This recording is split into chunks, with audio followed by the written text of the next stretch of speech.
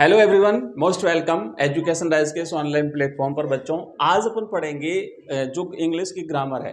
तो ग्रामर के जो क्वेश्चंस जिस तरीके से एग्जाम में पूछे जाएंगे उसका अपन अभ्यास करेंगे।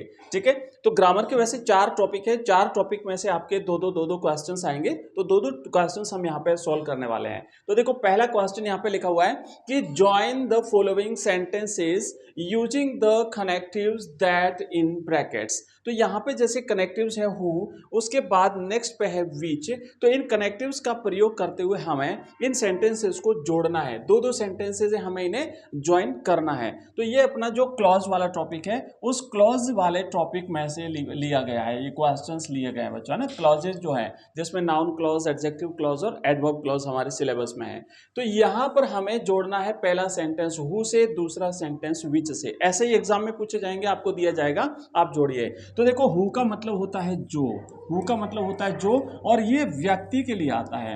ओके, ये व्यक्ति के लिए आता है। और विच का मतलब भी होता है जो, ये वस्तु के लिए आएगा, ये वस्तु के लिए आएगा बच्चों, याद रखिएगा।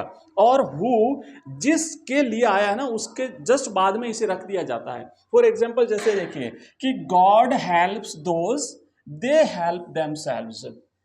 तो गॉड हेल्प्स दोज, भगवान उनकी मदद करता है जो अपनी खुद की मदद करते हैं। तो यहाँ पे हु किसके लिए आया है? हु उन लोगों के लिए आया है कि भगवान उन लोगों की मदद करता है जो जो जो खुद अपनी मदद करते हैं। तो हु आया है इन दोज के लिए। अब देखो, हम क्या करेंगे, लिखेंगे कि गॉड हेल्प्स दोज। तो ये हु किसके लिए आया है? हु आया है दोज के लिए, इसलिए हमें इस हु को दोज के जस्ट पास में रख देना है, हु हेल्प देमसेल्व्स। ओके, इस तरीके से बिल्कुल सिंपल तरीका है, बिल्कुल सिंपल तरीके से हमें यहाँ पे इसे कंप्लीट करना है।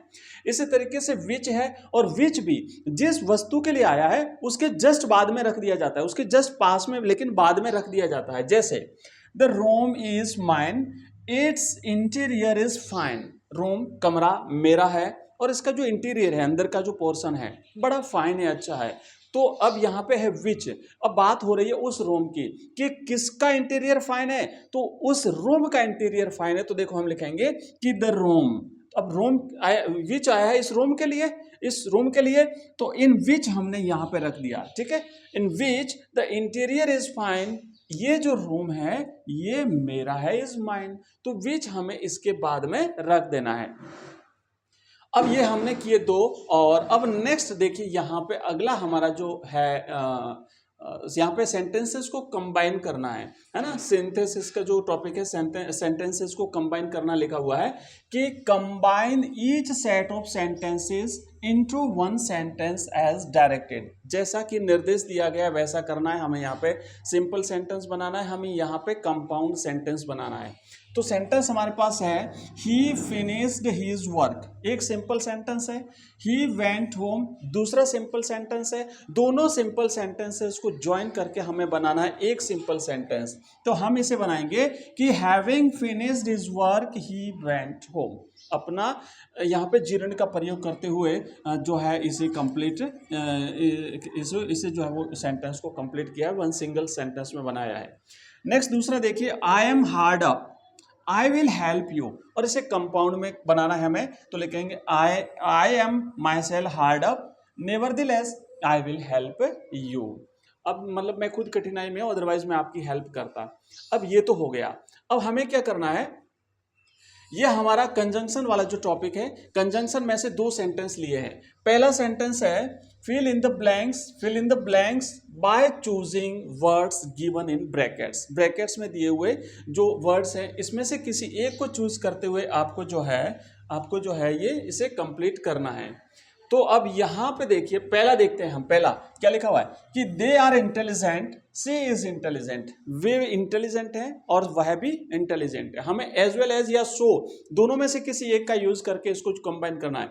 तो सो तो आएगा नहीं, यहां पे आएगा एज वेल एज, कि वो जितने इंटेलिजेंट हैं वैसे कि वैसे ये भी इंटेलिजेंट है।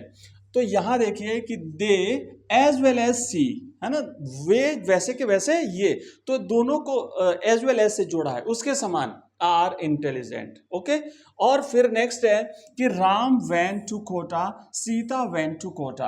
अब यहां पे देखो, कोष्टक में लिखना भूल गए, यहां पे बहुत आएगा और एंड आएगा।